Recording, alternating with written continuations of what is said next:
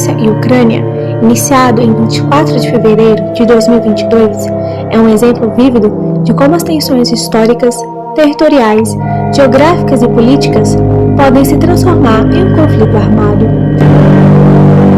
A história compartilhada dos dois países remonta ao século IX, quando a Rússia kieviana, que inclui russos, ucranianos e bielorrussos, foi estabelecida como Kiev, como sua capital.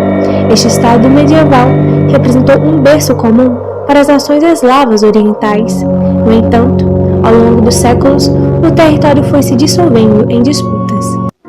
A Ucrânia teve momentos de independência antes de 1922, quando se integrou à União das Repúblicas Socialistas Soviéticas. Com o seu colapso, em 1991, a Ucrânia se tornou um estado soberano, com mais de 90% da população votando a favor da independência em um referendo. No entanto, as relações entre a Rússia e a Ucrânia permaneceram tensas desde então, com a Rússia muitas vezes exercendo pressão econômica e política sobre a Ucrânia. Ao analisar este conflito, é importante considerarmos a natureza democrática dos dois países, mediante a teoria da paz democrática, que sugere que as democracias raramente entram em guerra uma com as outras. No entanto, o conflito entre Rússia e Ucrânia desafia essa teoria, levantando questões sobre a eficácia da democracia em prevenir conflitos.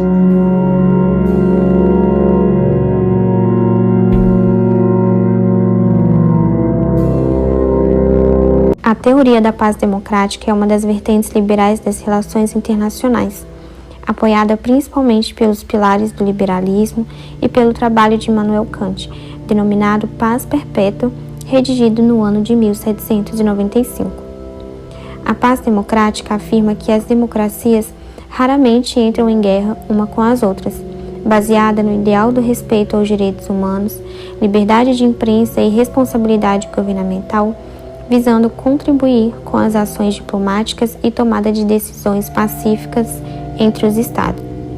Ao que se diz respeito ao liberalismo e à teoria em estudo, vale destacar a alegação de que o comércio e a interdependência econômica entre os Estados diminuem as chances de futuros conflitos armamentistas, já que economicamente é prejudicial a todos os envolvidos.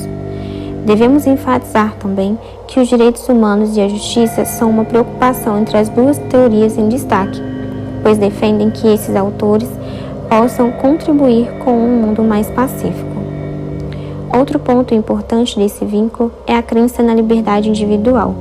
Os estados que possuem homens livres são inclinados à cooperação, pois seus cidadãos podem livremente escolher posicionamentos e, como consequência, preferem a cooperação internacional. Relacionado também com a democracia liberal, que visa proporcionar direitos individuais, governança administrativa e Estado de Direito.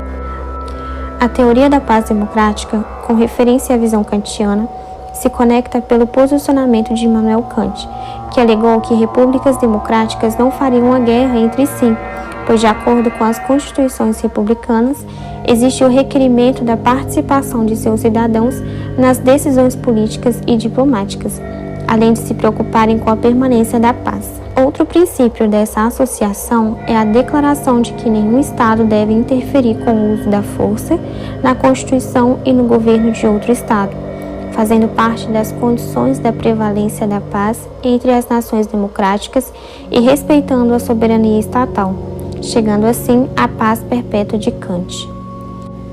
A teoria da paz democrática possui preceitos iluministas, visando alcançar a paz entre os Estados democráticos, mas ocasionalmente as nações democráticas podem entrar em conflitos armados, rompendo assim com o ideal de paz e com a cooperação internacional.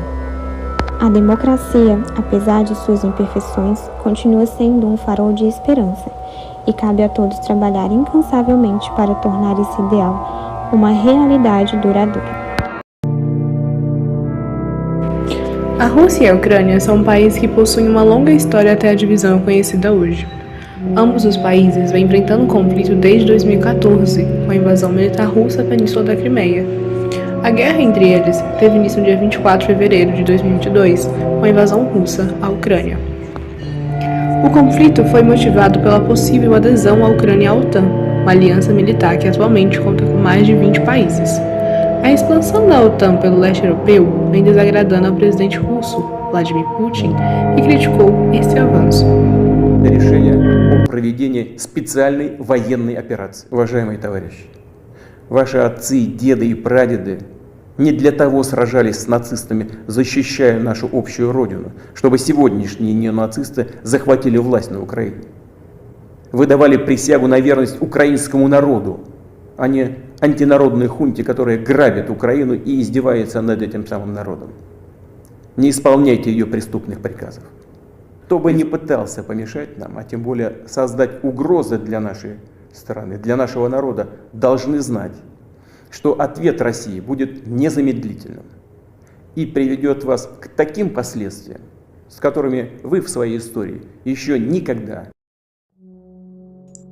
Apesar de o conflito desafiar diretamente a teoria da paz democrática, já que a Rússia e a Ucrânia estão envolvidas em uma guerra, a teoria contribui significativamente para a compreensão das dinâmicas em jogo. Um aspecto importante da teoria é a ênfase nos custos do conflito e nos benefícios da paz. Democracias, cientes dos elevados custos das guerras e dos benefícios da cooperação, tendem a buscar soluções pacíficas para seus problemas. A Ucrânia exemplifica esse princípio ao procurar apoio internacional e tentar resolver a situação através de negociações e diplomacia, mesmo diante das dificuldades impostas pela agressão russa. A promoção de normas e a resolução pacífica de disputas também são fundamentais na teoria da paz democrática. A participação em instituições internacionais e a adesão a normas democráticas ajudam a promover a paz. A Ucrânia, ao buscar alinhamento com a União Europeia e a OTAN, tenta integrar-se a um sistema de normas que privilegia a resolução pacífica dos conflitos. Isso ilustra como a adesão a estruturas internacionais pode influenciar positivamente a dinâmica dos conflitos, promovendo a estabilidade e a paz. Por fim, o conflito entre Rússia e Ucrânia revela tanto a complexidade das relações internacionais quanto as limitações da teoria da paz democrática, quando aplicada a situações onde um dos atores não é uma democracia plena. Apesar dessas limitações, a teoria ainda oferece percepções valiosas. Ela sublinha a necessidade de fortalecer as instituições democráticas e promover a interdependência econômica como meios de prevenir conflitos. Além disso, a promoção de governança democrática e a integração em estruturas internacionais que favorecem a paz podem, a longo prazo, contribuir significativamente para a resolução de conflitos. Em meio ao conflito entre Rússia e Ucrânia, fica evidente que a democracia não é uma panaceia para todos os males do mundo. Embora as democracias possam aspirar à paz, fatores complexos e multifacetados entram em jogo, desafiando os ideais democráticos. A paz não é um destino final, mas sim uma jornada constante, onde a diplomacia e o diálogo são ferramentas essenciais. Nesse cenário, é crucial que os líderes e cidadãos se unam para promover a paz, respeitando então a diversidade de perspectiva e buscando soluções colaborativas.